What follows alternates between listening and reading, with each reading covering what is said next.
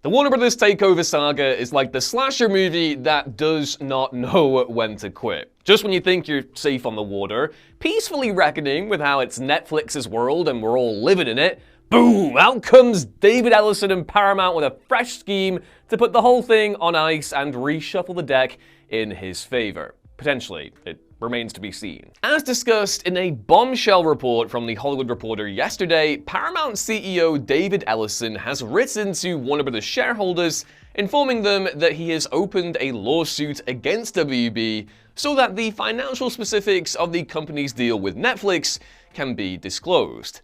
Ellison also reportedly said that Paramount will nominate sympathetic shareholders to WB's board of directors in the hopes that the pendulum will switch from Netflix to Paramount. This whole protracted saga is certainly wearing thin, but why exactly is this still going on, and why isn't it as quote-unquote simple as the Disney-Fox merger from days of yore? Let's get into it. Hey everyone, Ewan here for What Culture, and as you can tell from that opening salvo, I am tired of this goddamn Alien vs. Predator style corporate drama we've had with the sale of Warner Brothers. I feel like this is Bouvier in The Simpsons, torn between an evil vampiric business owner and Mr. Burns, and a hopeless man we give far too much grace in Abe Simpson. I don't want to be either. That's my best Jacqueline Bouvier impression, please. Send all fan mail whenever you feel like it. But enough with the analogies, at least for now. It's time for a little bit of a catch-up. As you'll no doubt be aware, back in December, Netflix and Warner Bros. Discovery agreed a deal in which the streaming giant would take over the film and TV arms of Warner Bros. For a total of 83 billion smackaroos. Paramount had themselves submitted a bid, which they have argued represents better value to WB shareholders at $30 a share, but their attempts to sway the deal have been roundly rejected so far. Hence all the desperate measures we're getting now. Paramount has also pulled the monopoly card on the deal, and it has been widely reported that the Trump administration, which boasts a link to Paramount's overall takeover bid via Jared Kushner's involvement, would be more sympathetic to WB's assets being absorbed by them, as opposed to Netflix. You know, just to sprinkle a little bit of extra yikes on the whole bonfire this saga has become. Anyway, here's what The Hollywood Reporter is now saying. Quote, after repeated attempts, Paramount has stuck with its $30 per share tender offer for WB Discovery and has argued that its all-cash bid remains superior to the deal that WBD signed with Netflix. WBD's board rejected Paramount's latest bid, which included a personal guarantee from Oracle founder Larry Ellison, saying that it still did not address all of their concerns. Ellison argues that there is a quote-unquote customary financial disclosure a board is supposed to provide shareholders when making an investment recommendation. But he also argues that Warner Bros. Has failed to provide these disclosures, including how it valued the overall Netflix transaction and the basis for the quote-unquote risk adjustment of Paramount's offering. He's filing the suit to compel WBD to provide that information to its shareholders. And yeah, the article keeps on going further. Quote, because Paramount's offers thus far have been rebuffed, Ellison wrote that the decision will likely come down to votes at the shareholder meeting.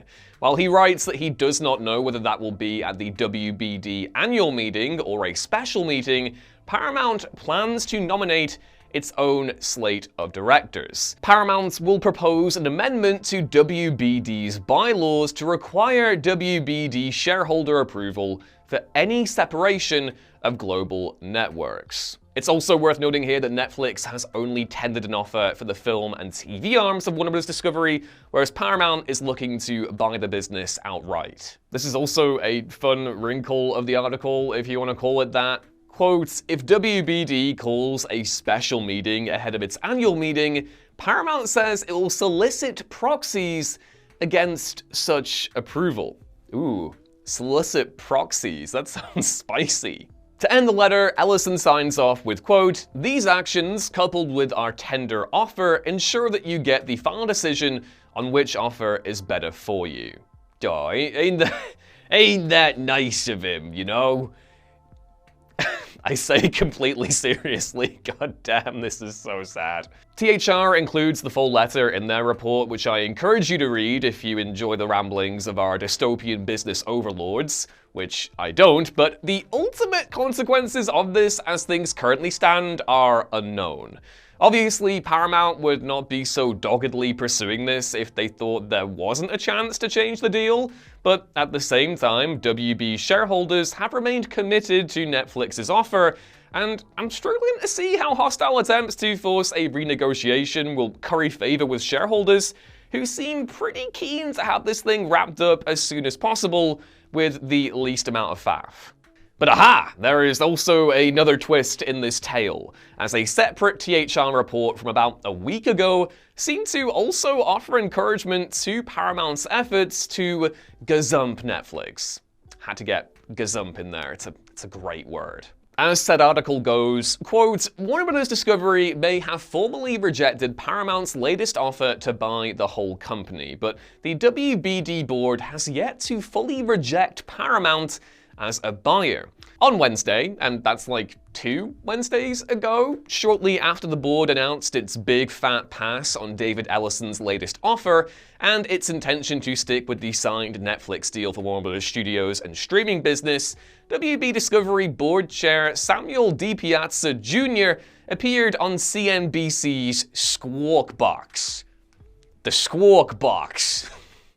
Hell yeah. Anyway, back to the article, quote, officially, DiPiazza was there so that David Faber could grill him on the particulars of the decision to again reject Paramount. Unofficially, though, it provided an opportunity for DiPiazza to communicate his needs to Ellison without speaking to Ellison, which, as you can probably imagine, is a thing you don't really do when you've already signed an agreement with a different business. Quote, DiPiazza acknowledged that Paramount, quote-unquote, stepped up to the table, with Ellison personally guaranteeing the proposed financing, which is one of the big things the WBD board asked for, representing a, quote, major change in their position. But, and this is the big but, DiPiazza said that ultimately he didn't raise the price, and in THR's own words, they're looking for the Jerry Maguire show me the money thing. God, I love Hollywood trade gossip. It just makes you think of that bit from the Animaniacs. You know, the one where they're all singing about the Hollywood Reporter and Variety headlines? That's great. I'm gonna go rewatch some Animaniacs after this. Just don't tell my boss. It's company time. Yeah, anyway, continuing with all of this, the most interesting thing maybe about this report isn't that WB shareholders may be open to said gazumping. It's that there are additional concerns that may prove a greater stumbling block to Paramount, actually achieving that. Summarizing DiPiazza Jr.'s closing salvo in this segment, THR said that in order to beat Netflix's offer, Paramount would have to pay an additional break fee to Warner Bros. To give to Netflix, which would cost $2.8 billion. And then, if that wasn't enough DiPiazza Jr. goodness for you already, he also said that further guarantees would be needed from Paramount that their bid would complete the regulatory hurdles required to close. The current feeling from WB shareholders apparently is that Netflix presents a safer route forward, which I'm gonna go ahead and say is potentially a consequence of Paramount's perceived proximity to the Trump administration and impending midterms usually spelling bad news for the incumbent party. Netflix, while the subject of clear concerns with potential monopoly allegations, is a way less risky bet in terms of political scrutiny, at least for now.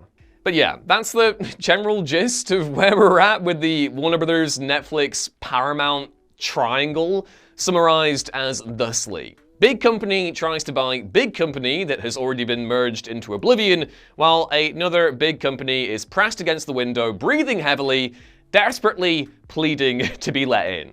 We'll know the final conclusion of this in spring or summer, after which will come all the regulatory hoo-ha, but let me know your thoughts on all this as things currently stand down in the comments below. Drop a video like for the preservation of my sweet, delicious mental health, and subscribe if you're new. Either way, thanks for watching.